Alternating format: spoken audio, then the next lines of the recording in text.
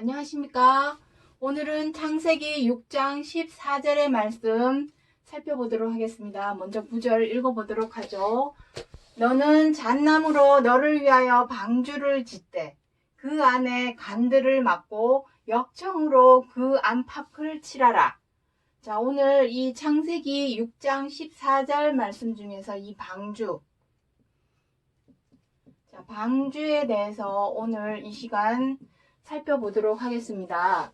이 방주에 관한 이 말씀, 창세기 6장 14절 말씀의 시점은 6,000년 전입니다. 이미 노아의 방주가 지어진 지 6,000년이 흘렀고, 6,000년이 지나오면서 수많은 과학자들, 고고학자들, 종교 지도자들이 이 방주가 정말 있었는지를 찾기 위해서 찾아보았습니다.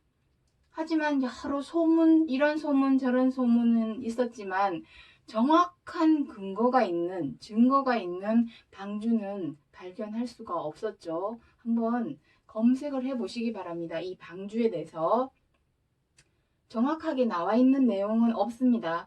자, 오늘 이 시간에 방주에 대해서 살펴보고자 하는 가장 큰 이유는 이것뿐입니다. 우리가 이 지나간 노아의 방주, 역사적인 사건, 이것을 우리가 지금에 와서 또다시 알아야 할 이유가 무엇이 있겠습니까? 지나간 역사적인 사실로만 끝나는 것이라면 굳이 이 시간에 살펴볼 필요가 없죠. 하나님을 안 믿고 못 믿는 세상 사람들도 이 노아의 방주에 대해서 모르는 사람이 없습니다. 그건 초보적인 지식입니다. 초보 지식. 초보 지식. 다시 말해서 초보 지식이라는 것은 표면적인 것이라는 것입니다. 표면적. 우리가 지금 역사적인 사실로 알고 있는 이 노아의 방주는 표면적인 것입니다. 우리가 지금 이 시간에 살펴보려고 하는 것은 표면적인 것이 아니라 노아의 방주의 차명상. 과연 이 차명상이 무엇인가? 실물. 방주의 실체죠, 실체. 방주의 실체가 무엇인가 하는 것입니다. 이것이 왜 알아야 하냐면은, 알아야 하는 이유, 살펴보아야 하는 이유, 그 이유가 오늘 이 시간 창세기 6장 14절 말씀을 들여다보는 이유가 되겠습니다. 이제 하나하나 살펴보도록 하죠. 자, 누가복음 17장 26절에 보면은 무엇이라고 되어 있냐면은 노아의 때가 언제와 같다고 합니까? 인자의 때와 같다고 합니다. 인자의 때. 여기서 인자는 그리스도죠. 예수 그리스도. 2000년 전에 이미 그리스도께서 유대 땅에 오셨었습니다. 근데 누가복음 17장에서 다시 무엇이라 하냐면 노아의 때가 인자의 때와 같다. 다시 말해서 이 그리스도는 두 번째 다시 오시는 그리스도에 관한 내용입니다. 오늘날 우리를 말하는 거죠. 이 인자의 때는 오늘날입니다. 오늘날. 과연 이 오늘날 왜 이 노아의 때와 같다라고 하냐는 것입니다. 노아의 때에 있었던 것은 무엇입니까? 이 바로 노아의 방주와 노아의 홍수입니다.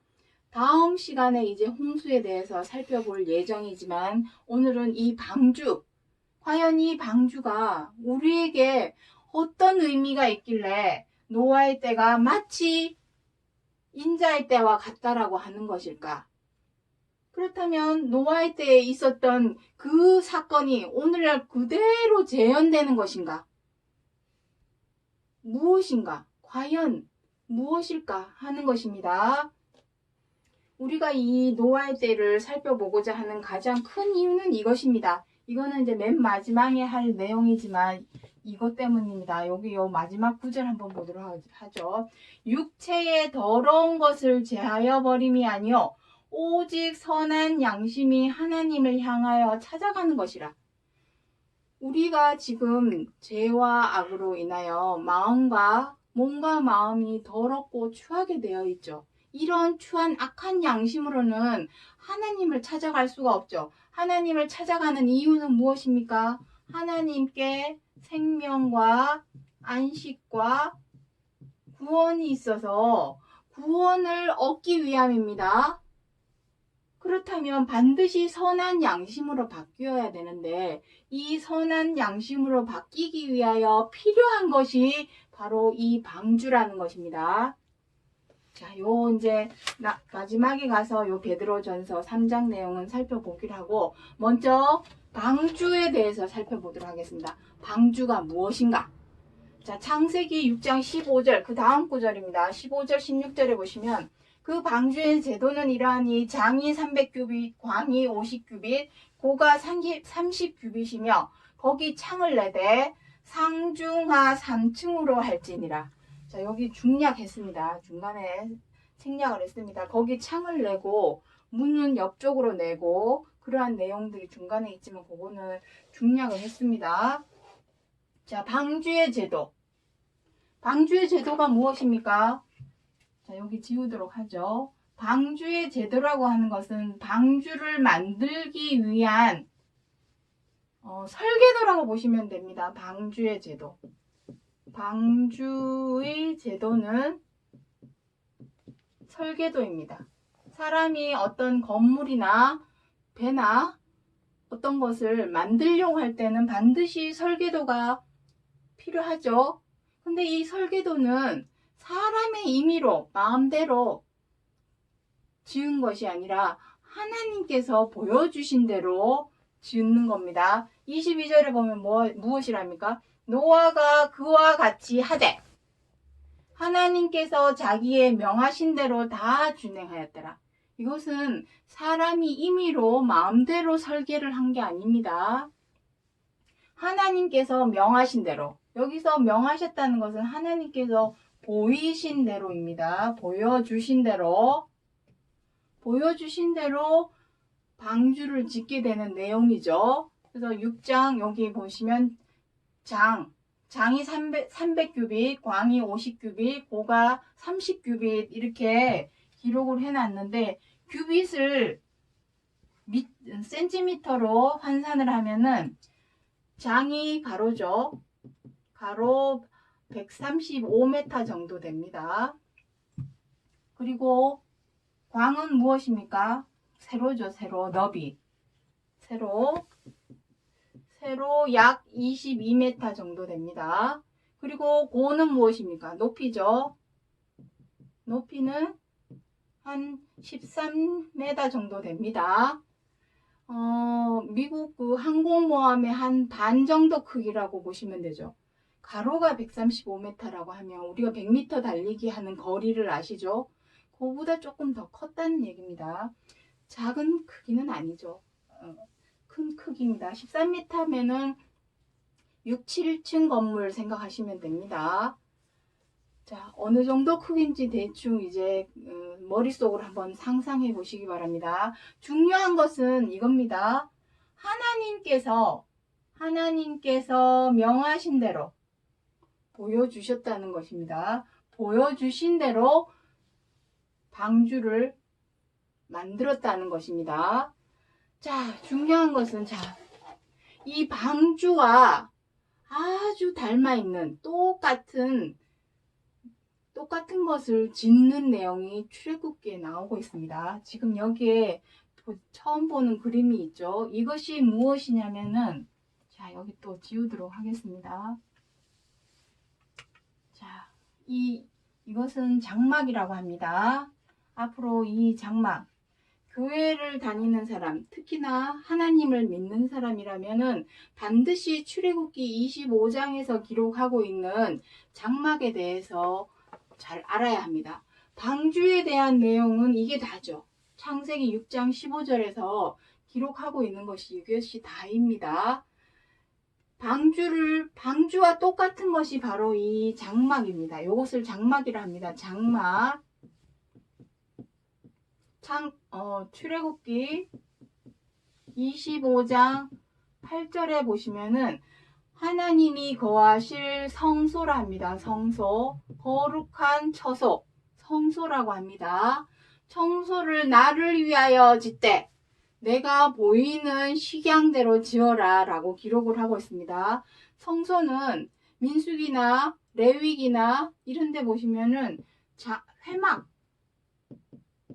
성막이라고도 표현을 하고 있습니다. 다 같은 말입니다.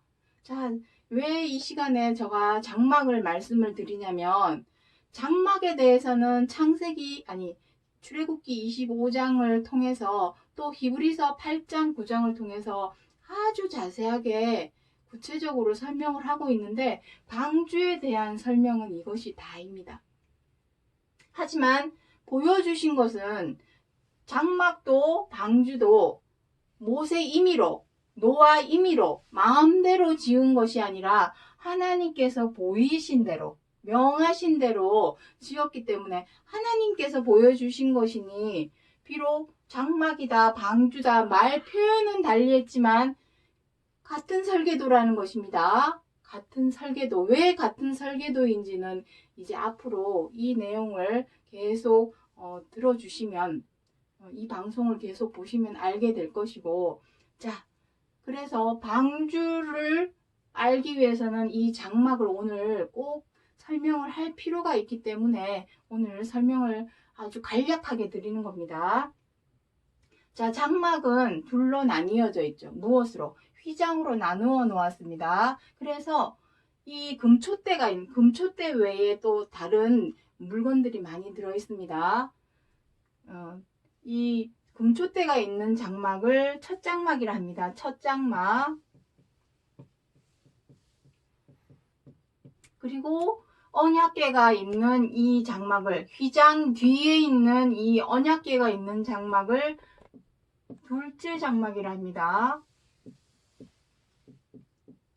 그리고 이곳을 또 성소라고도 하고 여기를 지성소라고도 하고, 그리고 이 성소를 또 다른 말로 예비장막이라 합니다. 예비장막. 이 장막이 오늘날 교회입니다. 여기 다 교회, 성당. 그렇다면 하나님을 믿는 사람이라면 이 장막이 무엇인지를 모르면 안 되겠죠. 알아야 합니다. 지성소라고도 하고 여기를 증거장막이라고 표현을 합니다. 자, 그리고 계시록 13장 6절에 보시면 장막 곧 하늘. 계시록 13장 6절에는 무엇이라고 했냐면은 장막 곧 하늘이라 합니다. 자, 여기는 그렇다면 첫 장막은 무엇이 되겠습니까? 첫째 하늘이 되겠죠. 하늘. 첫째 하늘. 둘째 장막은 무엇이겠습니까? 둘째 하늘입니다. 자, 기가 막히게도 고린도 후서 12장 1절부터 2절 말씀에 보면은 그리스도 안에 한 사람이 나옵니다. 한 사람에 대해서 기록하기를 무엇이라고 했냐면은 셋째 하늘에 이끌려간 자라고 표현합니다. 그리스도 안에 있는 한 사람이 있는데 그 사람이 셋째 하늘에 이끌려갔다고 기록이 되어 있습니다. 노아의 방주에 몇 층으로 지었습니까? 상중하 3층. 상중하 3층입니다. 흡사하죠? 똑같습니다. 첫째 하늘, 둘째 하늘. 이 방주는 세상을 멸할 때에 마치 하나님이 함께하는 곳이었습니다. 그러니 하늘이죠. 하늘이라 말할 수 있는 곳이죠. 하나님이 함께하는 곳이니까. 그곳을 상중하로 3층으로 만들게 하셨다는 것은 첫째 하늘, 둘째 하늘, 셋째 하늘. 사도 바울이 셋째 하늘에 대해서 고린도 후서에서 기록을 할 때는 첫째 하늘과 둘째 하늘을 모르고서야 셋째 하늘을 언급할 수 있을까요? 다 알고 하는 내용이 되겠습니다. 자, 이 장막에 대해서는 앞으로 또 언젠가는 설명할 날이 올 것이라고 저는 믿고 있습니다. 그때 또 이 장막에 대해서 자세히 설명드리기로 하고, 오늘 이렇게 이 내용을 장막에 대해서 살펴본 이유는 방주에 대한 내용이 창세기 6장 내용 외에는 자세하게 기록을 하고 있지 않기 때문에, 그래서 장막과 똑같기 때문에, 왜냐? 보여주신 것은, 명하시고 보여주신 것은 하나님이십니다. 하나님이 보여주신 것이니 똑같죠? 똑같을 수밖에 없는 것입니다. 여기 가서 말이 다르고 저기 가서 말이 다르지가 않죠. 하나님의 생각을 기록을 한 거기 때문에 말만, 방주다 장막이다 말만 다를 뿐이지 똑같은 것입니다. 자, 그렇다면 이제 히브리서 8장 5절 말씀 보도록 하겠습니다.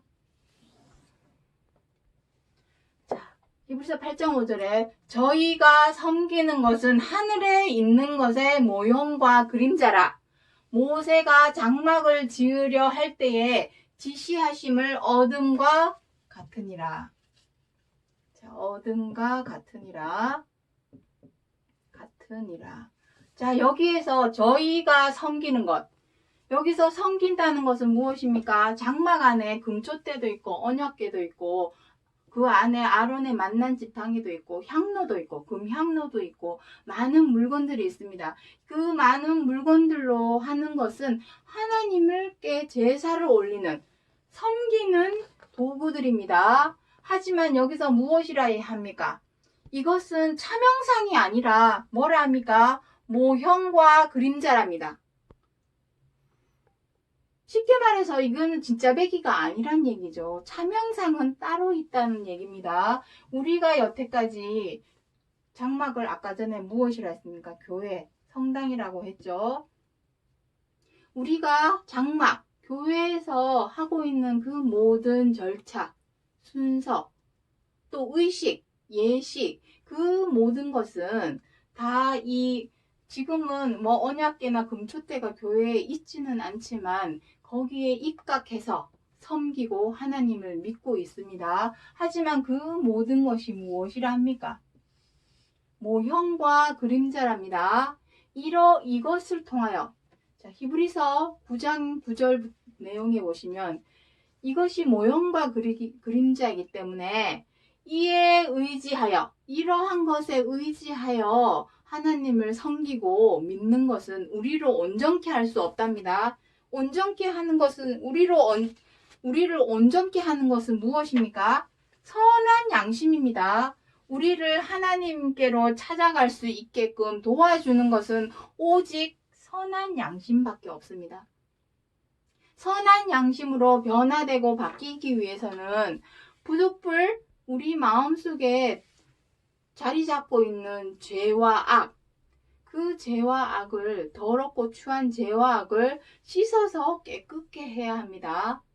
아무리 물 뿌리고 세족식하고 세수식하고 세족식하고 몸을 풍덩 물속에 담그는 침례 세례를 한다고 하여서 마음에 지은 죄가 깨끗해지겠습니까? 아니라는 거죠. 선한 양심으로 변화되기 위하여, 바뀌기 위하여 필요한 물이 있습니다. 자, 필요한 물. 그 물이 정말로 우리를 하나님을 찾아갈 수 있게 하는 세례랍니다. 자, 그 내용은 조금 이따가 다시 설명드리기로 하고, 모세의 장막만 모형과 그림자가 아니라는 것이죠. 방주 역시 모형과 그림자라는 것입니다. 이 방주 없습니다. 아무리 찾아도 뭐 이런 소문 저런 소문으로 여기 있다 저기 있다 말은 하지만 정확한 근거가 있는 방주는 발견하지 못했습니다. 왜냐하면 없기 때문입니다. 아까 전에 무엇이라 했습니까? 이 지금 창세기 6장에서 기록을 하고 있는 이 방주에 대한 내용은 표면적인 것입니다. 표면적, 피상적이라는 것입니다. 그림자. 모형이라는 것입니다.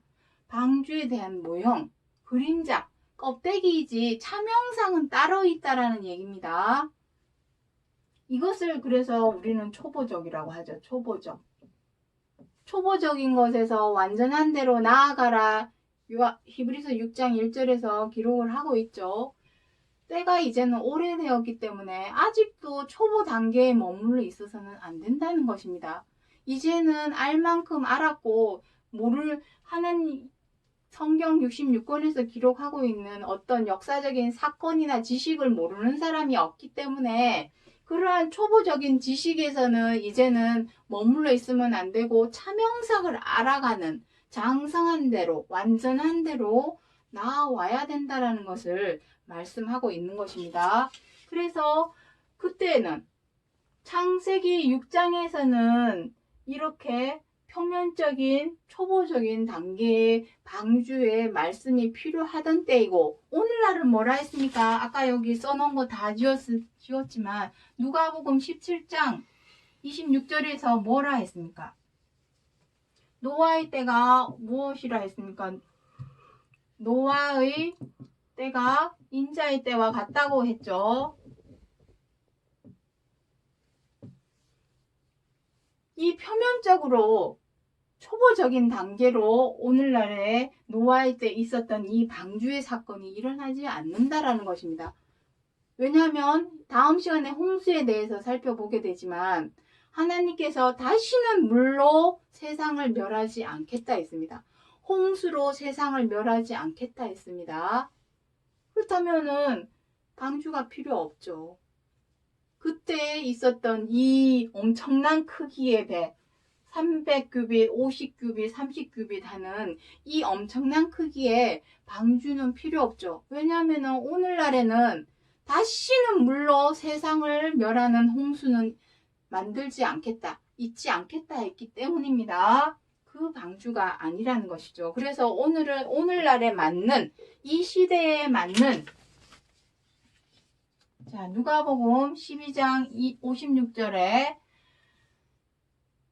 천지기상은 분변할 줄 알면서 어찌 시대는 분변하지 못하느냐. 그때는 그 시대는 그러한 것으로 하던 시대입니다. 하지만 오늘날에는 이 초보적인 표면적인 의미, 뜻을 알아서는 하나님을 찾아갈 수가 없습니다. 우리가 하나님을 찾아가는 가장 큰 이유는 무엇입니까? 우리의 소망인 구원을 얻기 위해서이죠. 그 구원에는 생명이 빠질 수가 없습니다. 그래서 생명과 안식과 구원이라고 말씀을 드리는 겁니다. 이 시대를 분변해서 오늘날에는 과연 이 방주가 어떠한 모양과 어떠한 뜻으로 우리에게 다가오는가? 차명상. 고린도전서 13장에 무엇이라고 합니까? 부분적으로 하던 때가 있고 부분적인 것이 초보죠. 부분적으로 하던 때가 있고 온전한 완전한 것으로 할 때가 있습니다. 뿌릴 때가 있고 거둘 때가 있고 전도서 3장에 보면 그죠? 낮이 있으면 밤이 있고 때가 있습니다. 그때 그 시대에 맞는 필요한 뜻을 우리가 하나님의 뜻을 헤아리고 이해해야 되는 거죠. 그래서 오늘 이 시간 방주에 대해서 살펴보는 것입니다. 자, 시대를 분별하셔야 됩니다. 오늘날에는 이 표면적이고 초보적인 단계의 방주만을 알아서는 절대로 하나님을 찾아갈 수가 없습니다.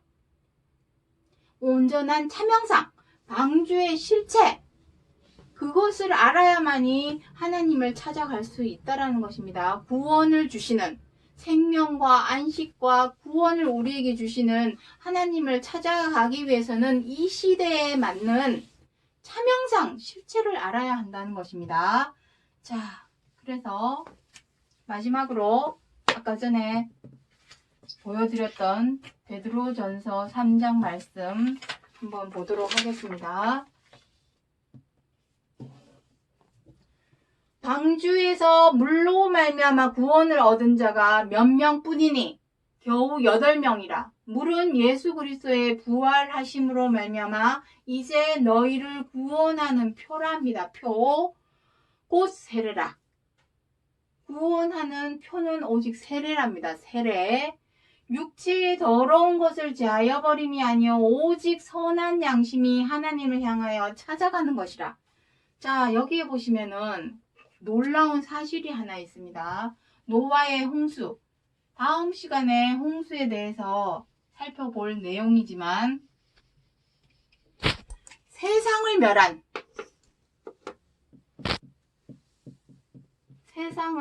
멸한 홍수가 있고, 또 여기는 무엇이라고 합니까? 구원을, 방주에서 물로 말미암아 구원을 얻은 자. 세상을 멸한 물이 홍수가 있고, 이 홍수가 물이죠. 그리고 구원, 생명과 구원이 있는 홍수물이 있습니다. 자, 여기서 그냥 물이라고 표현해 놓았지만, 자, 다음 시간에 홍수에 대해서 살펴보지만, 홍수물입니다. 홍수물.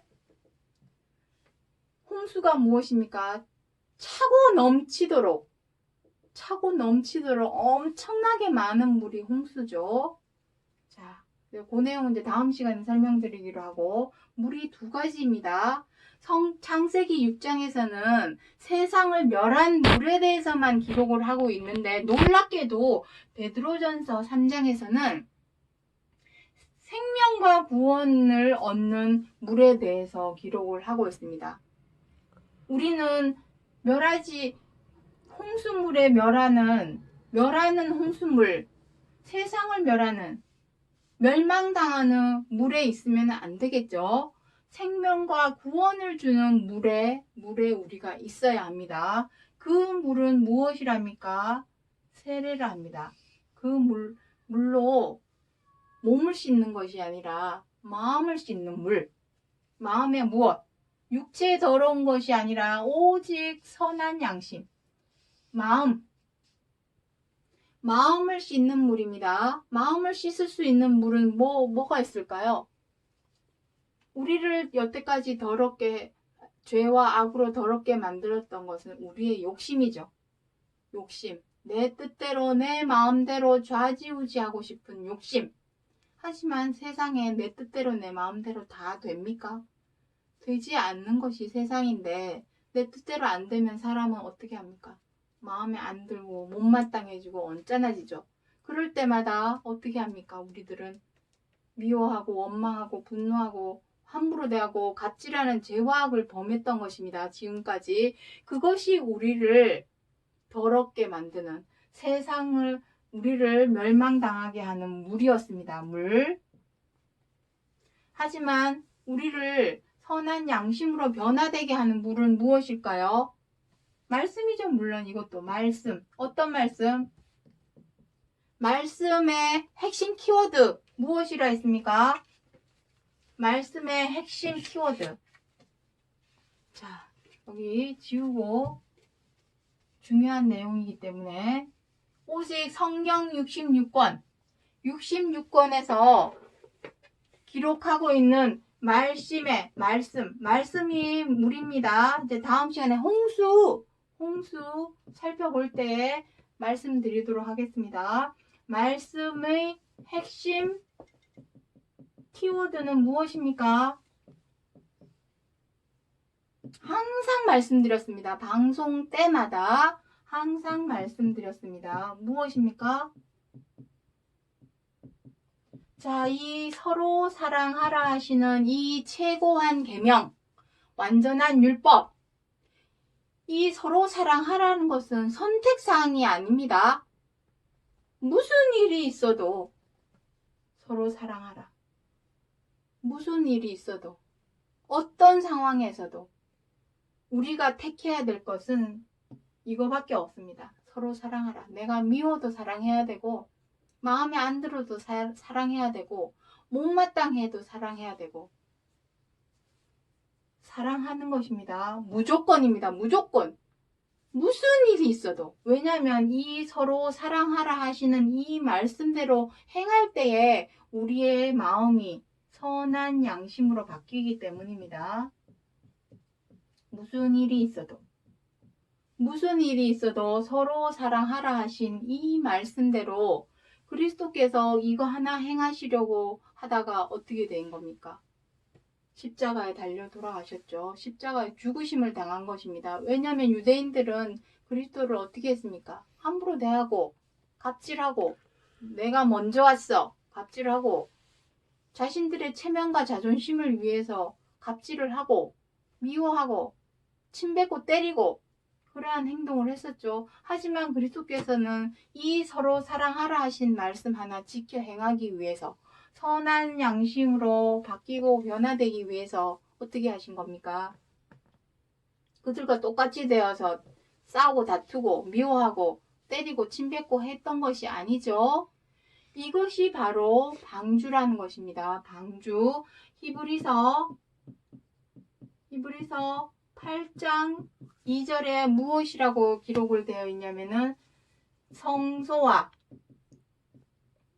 참장막을 부리는 자, 그리스도를 부리는 자라고 표현하고 있습니다. 여기서 이 성소는 무엇입니까? 첫째 하늘, 둘째 하늘, 첫 장막, 둘째 장막, 이 장막을 의미합니다. 성소, 여기 아까 성소라고 써놨었죠. 성소, 회막, 성막 다 같은 말이라고 아까 말씀드렸습니다.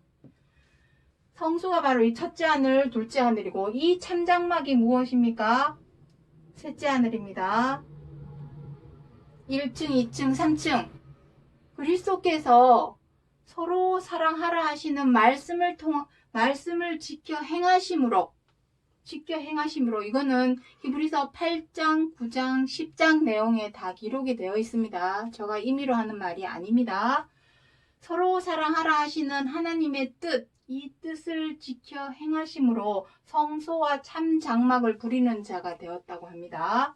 첫째 하늘, 둘째 하늘, 셋째 하늘, 상중하 3층으로 하셨죠. 부리는 자가 되었습니다. 부린다는 것은 무엇입니까?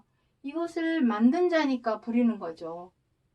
만들었다는 것은 무엇입니까? 정립을 했다는 것입니다. 마음과 생각 속에 무엇을 서로 사랑하라 하신 이것이 바로 우리가 오늘날 지어야 할, 만들어야 할 방주입니다. 자, 이것이 오늘 창세기 6장 14절에서 말씀하신 방주. 그때의 방주는 표면적이고 초보적인 단계였습니다. 이 차명상, 실체를 그때 그 시대에 얘기했으면은 아무도 이해할 사람은 없었을 것입니다. 지금 때가 오래되었고 이제는 때가 되었으므로 오늘날 이 차명상, 실체를 온전한 뜻을 알려드릴 때에 이해하고 깨닫는 사람이 생기겠죠. 우리가 창세기 6장에서 역사적인 사실로만 알고 있던 이 방주가 하나님께서는 1.1 하신 말씀처럼 이것은 역사적인 사실이 아니라 약속의 말씀이었다라는 것을 오늘 이 시간 기억해 주시기 바랍니다. 오늘 여기까지 하고 마치겠습니다. 감사합니다.